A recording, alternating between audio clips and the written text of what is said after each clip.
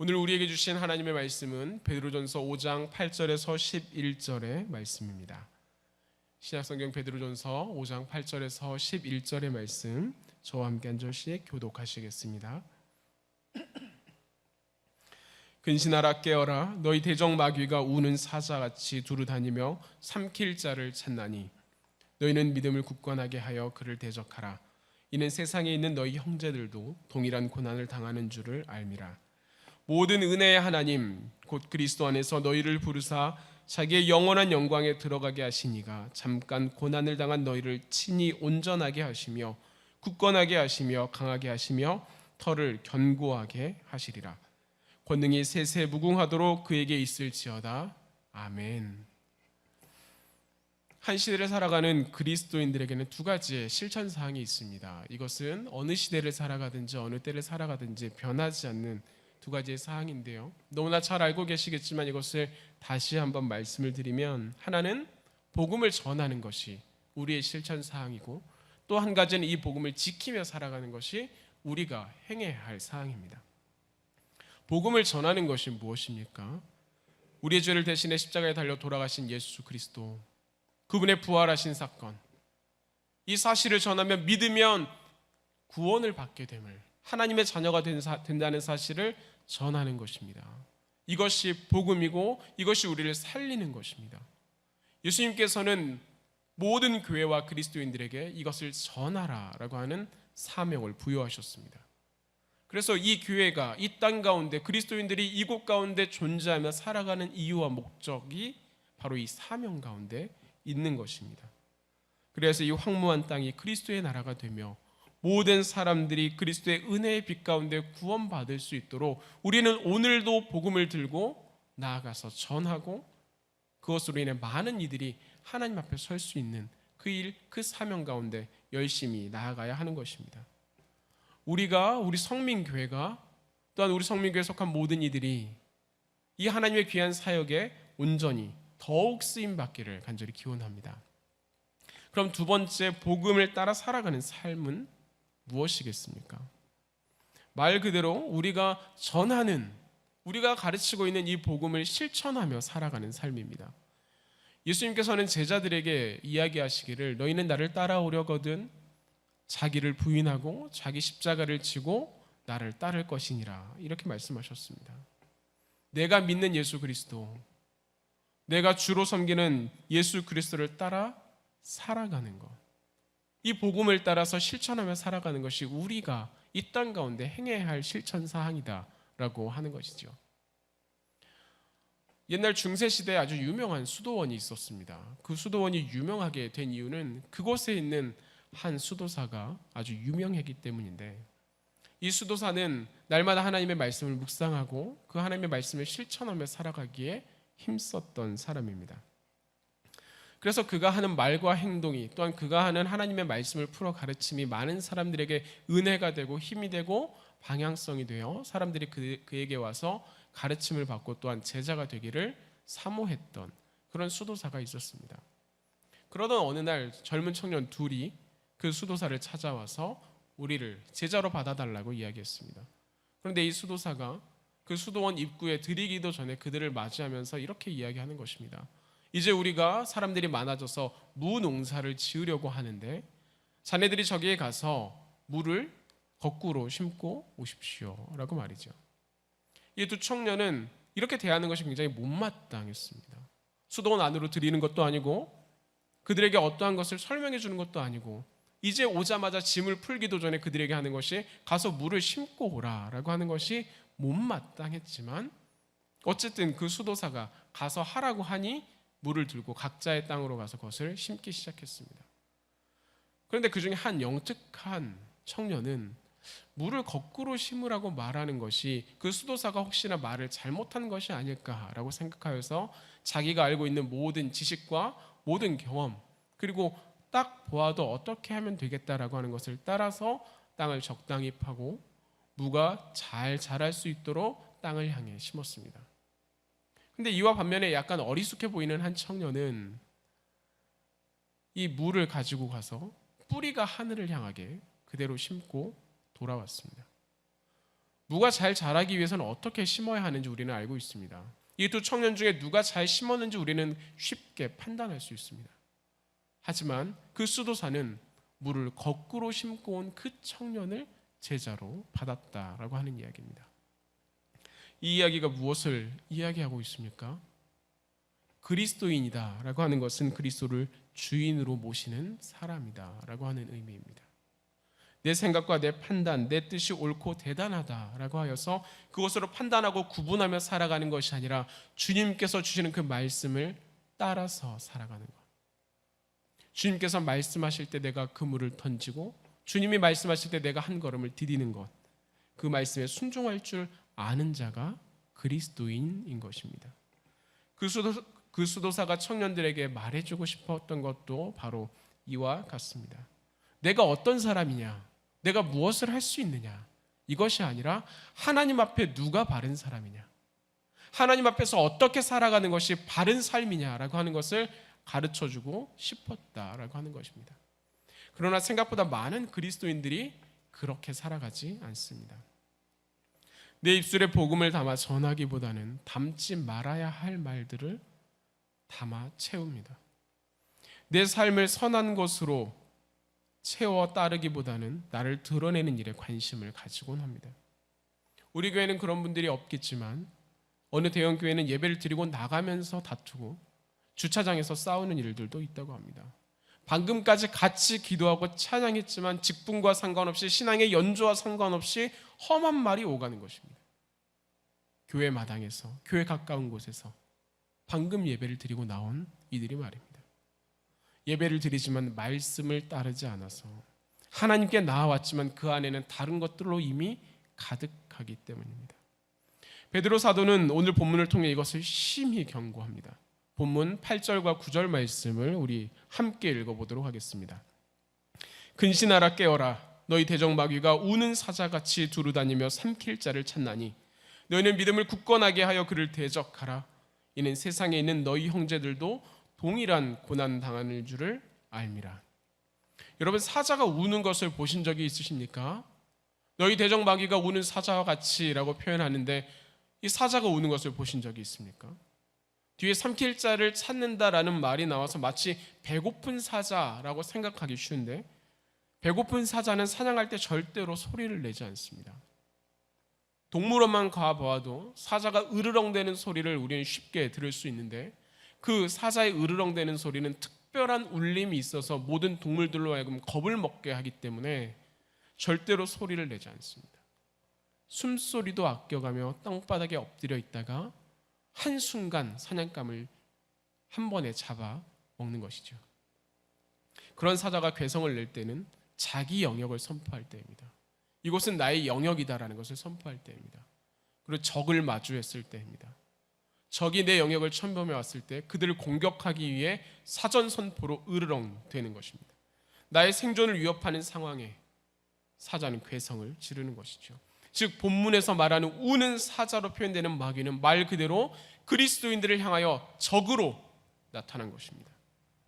그러니 멀리서도 듣고 이곳은 나의 땅이다, 이 세상은 나의 영역이다라고 하는 것을 말하는 것처럼 으르렁대는 것이고 오면 내가 너희를 잡겠다라고 하는 것처럼 으르렁대고 있는 것입니다.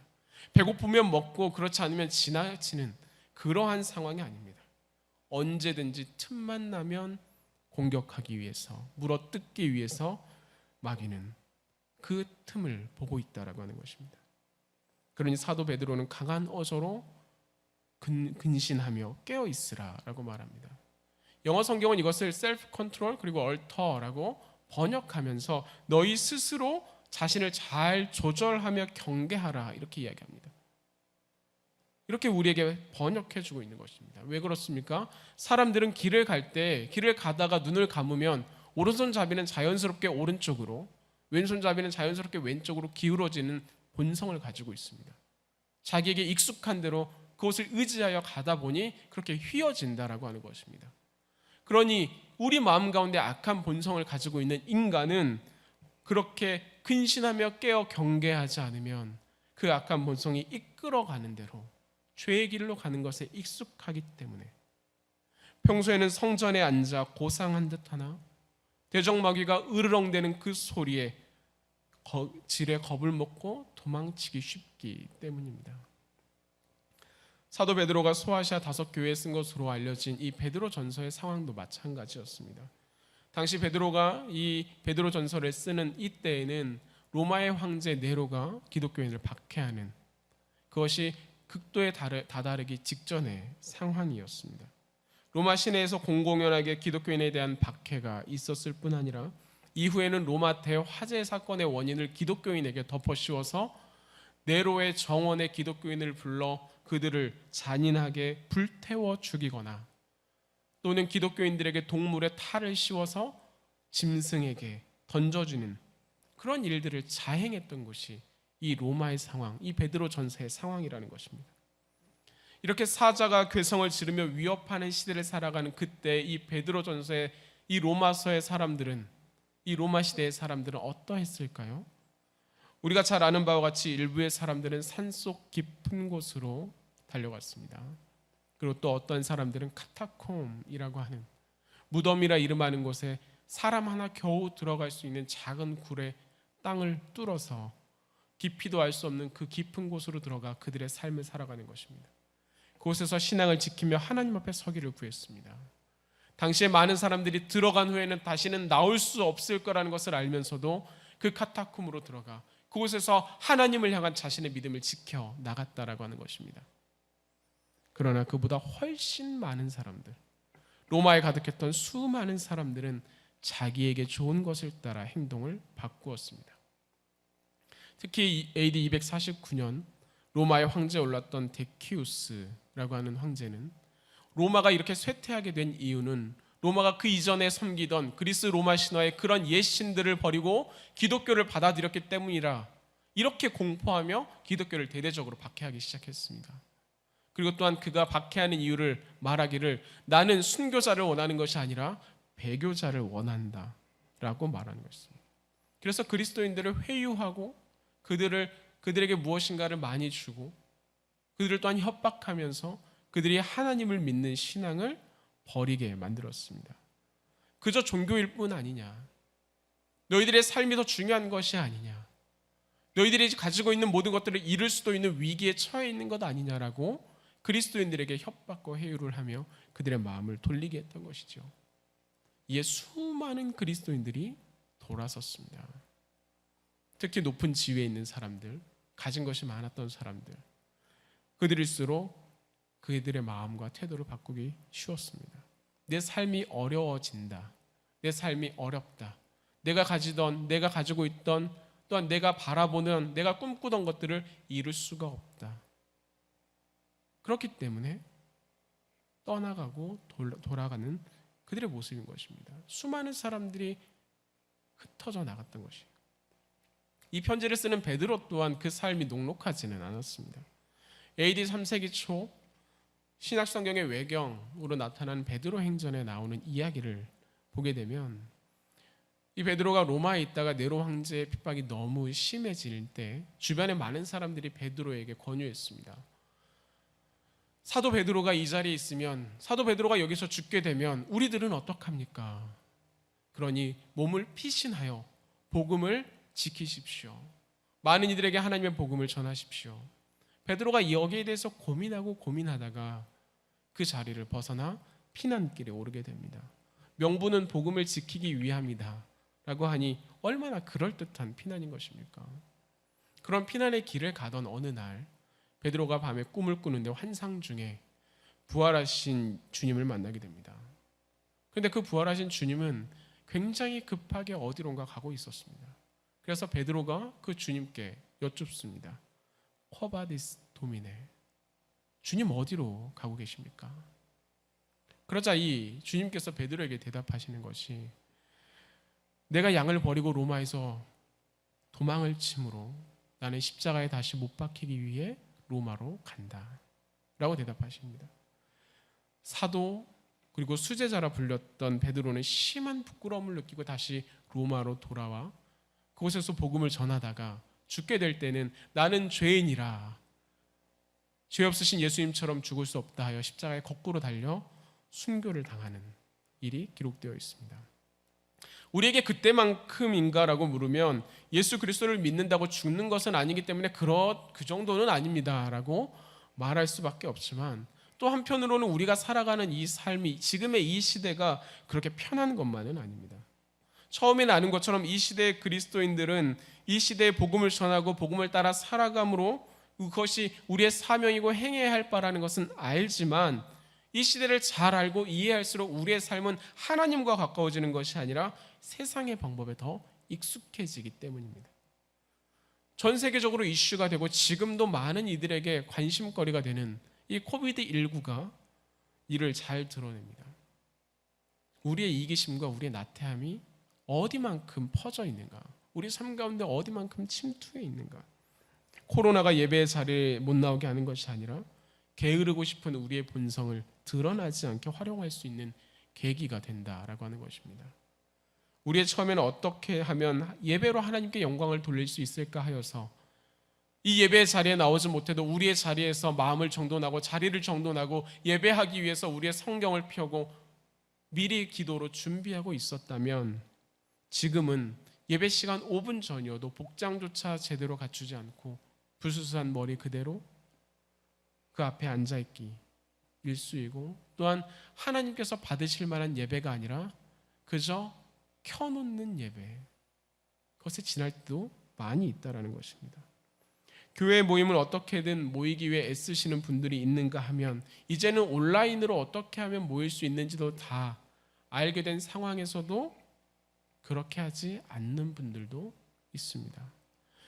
예배를 대하면 여전히 코로나의 상황이라고 말하는 것이 우리 이유가 되지만, 주말만 되면 고속도로의 정체는 이전보다 더 심해졌고 휴양지의 숙박 예약은 더 이상 꽉 차서 받을 수 없는 것이 지금의 현실입니다. 심지어 주일에도 말입니다. 여러분, 이 현실 앞에 우리는 위기감을 가져야 합니다. 주님은 교회의 머리이시고 교회는 주님의 몸이며 우리는 그 지체라면, 교회에서 멀어지면 하나님과 멀어지는 것이고 하나님과 멀어지면 팔이 몸에서 떨어져 나가는 것처럼 우리가 죽을 수밖에 없지만, 이 시대와 환경은 죽을까 하노라 하며 이 위기감으로부터 우리를 무뎌지게 합니다.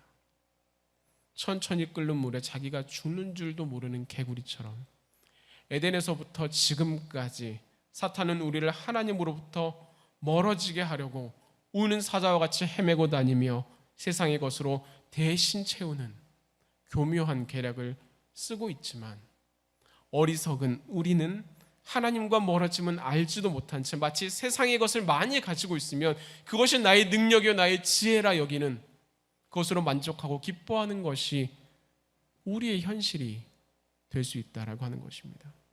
물론 세상을 살아가며 지혜로워지는 것은 당연한 성장의 모습입니다. 이 지혜는 사람 사이에서 잘 살아갈 수 있도록 우리를 돕는 힘이기도 합니다. 다툼과 분쟁을 줄이고 더 나은 방법을 찾는 것, 그리고 더 많은 사람들을 포용하며 이해할 수 있는 힘, 세상은 그런 이들을 지혜롭다라고 말합니다. 그러나 그리스도인의 지혜는 거기에서 머무르지 않고 우리의 모습, 우리의 시선을 더욱 낮추어 하나님을 높여드리는, 우리의 고개를 이 땅이 아닌 하나님께 맞추어 살아가는 것, 사람 사이에 잘 살아가는 것이 아니라 하나님 앞에서 바른 삶을 찾고 있기 때문에 할 수 있지만 기꺼이 내려놓는 것, 나의 유익이 아니라 하나님을 위하여 나아가는 것, 자기 십자가를 지고 그리스도의 길을 따라 살아가는 것이 우리 그리스도인의 지혜라 하는 것입니다. 그렇기에 하나님을 나에게 접붙이려 하는 것이 아니라 나를 하나님께 접붙이며 살아가는 것이 이 시대를 살아가는 그리스도인의 근신함이요 깨어 있음입니다. 사랑하는 성도 여러분, 이 시대를 살아가는 그리스도인으로서 나는 어떠한 모습입니까? 어떤 모습이기를 바라십니까? 내 입에는 무엇이 담겨져 있고 내 삶에서는 무엇이 나타나며 내가 살아가는 자리에는 어떤 향기가 퍼지고 있습니까? 혹시 주님과 가는 길이 달라서 주님 어디로 가시나이까? 라고 반문하며 묻는 것이 우리의 모습은 아닙니까? 그 주님의 나아가는 길과 전혀 다름을 알매도 불구하고 부끄러움조차 모르는 것이 우리의 모습은 아닙니까? 힘써 근신하며 늘 깨어 있으십시오. 10절 말씀에서 우리에게 말해주는 것처럼 본문 말씀으로 나누게 되면 지금은 고난을 당하는 듯하나 모든 은혜의 하나님 곧 그리스도 안에서 너희를 부르사 자기의 영원한 영광에 들어가게 하시니가 잠깐 고난을 당한 너희를, 잠깐 고난을 당한 우리를 친히 온전하게 하시며 굳건하게 하시며 강하게 하시며 터를 견고하게 하시리라. 이것이 오늘 우리에게 주는 하나님의 약속이며 소망입니다. 오늘을 근신하며 깨어 살아가는 우리를 향한 하나님의 약속입니다. 이 말씀이 주님 안에서 믿음을 지켜 오늘도 근신하며 깨어있기를 구하는 모든 성도님들 가운데 온전히 이루어지기를 주님의 이름으로 기원합니다.